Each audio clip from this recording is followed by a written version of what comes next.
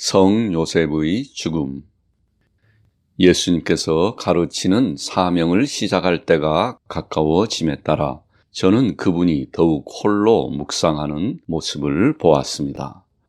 동시에 예수님이 30살이 되자 요셉은 쇠약해지기 시작했습니다. 나는 예수님과 성모 마리아가 그와 함께 있는 것을 자주 보았습니다. 성모님은 때때로 요셉의 소파 옆에서 바닥에 앉아 계시거나 탁자로도 사용하는 다리가 3개 달린 낮고 둥근 의자에 앉아 계셨습니다. 나는 그들이 먹는 것을 거의 보지 못했습니다. 그러나 그들이 음식을 먹을 때나 요셉의 침대 옆에 약간의 다과를 가져왔을 때에는 나는 작은 접시에 너비가 약 2손가락 정도 되는 흰색의 다소 긴 사각형 모양의 것 3조각이 나란히 놓여 있는 것과 작은 과일이 있는 것도 보았습니다. 컵에는 마실 것도 있었습니다. 요셉이 죽었을 때 성모님은 침대 머리에 앉아 그를 팔에 안고 계셨습니다. 예수님은 그녀의 바로 옆에서 요셉의 가슴 가까이에 서 계셨습니다. 방 전체가 빛으로 화려하게 빛났으며 그곳에는 천사들로 가득했습니다. 죽음 이후 요셉의 손은 그의 가슴에 교차되었고 그는 머리부터 발끝까지 하얀 천으로 감싸여 좁은 관에 눕혀졌으며 선한 사람이 선물한 매우 아름다운 무덤에 안치되었습니다. 오직 소수의 사람들만 예수님과 성모 마리아와 함께 관을 따라갔습니다. 그러나 나는 그것이 빛으로 둘러싸여 천사들과 함께 가는 것을 보았습니다. 요셉의 유해는 훗날 그리스도인들에 의해 베들레헴으로 옮겨져 보관되었습니다. 요셉은 주님 전에 죽어야만 했습니다. 그는 예수님이 십자가에 못 박히는 것을 견뎌내지 못했을 것입니다. 그는 너무나 온유하고 사랑스러운 분이었습니다.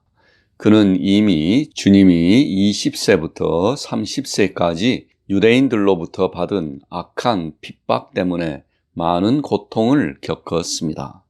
그들은 종종 질투심으로 저 목수의 아들은 자신이 다른 사람들보다 모든 것을 더 많이 안다고 생각한다.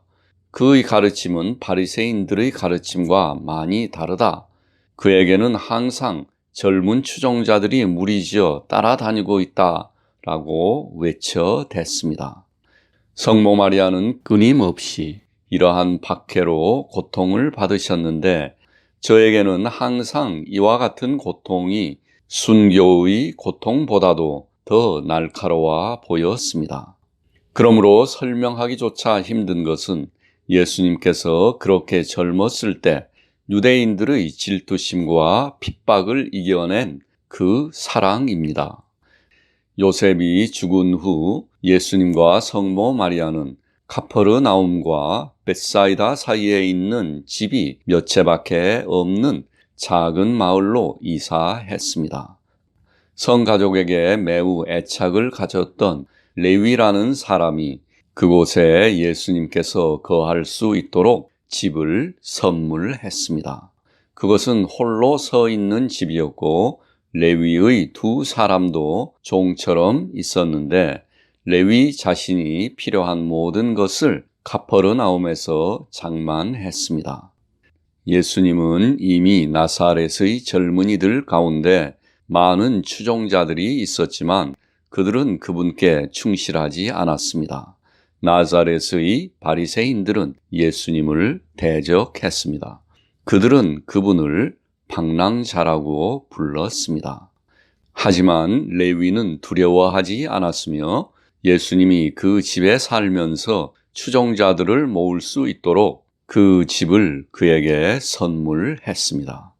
카퍼르나움 주변에는 호수와 비옥하고 매력적인 계곡이 있는 지역이 있었습니다. 한 해 동안 여러 번 수확하고 보기 드물게 아름다운 과일이 동시에 있었습니다.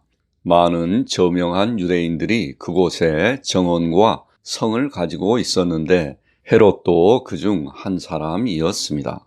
예수님 시대의 유대인들은 더 이상 그들의 조상과 같지 않았습니다. 상업 때문에 또 이교도들과 섞여 그들은 매우 부패했습니다. 나는 가장 가난한 사람들만이 밀 이삭을 줍는 것을 보았을 뿐 다른 여성들은 공공장소에서나 밭에서 일하는 것을 본 적이 없습니다. 이사한 지 얼마 되지 않아 예수님은 카퍼르나움에서 나자렛을 거쳐 헤브론 지역으로 가셨는데 성모 마리아는 예수님과 함께 나사렛까지 동행했습니다. 그리고 그곳에 남아 예수님이 돌아오실 때까지 기다리셨습니다. 성모님은 항상 예수님에 대해 염려했습니다.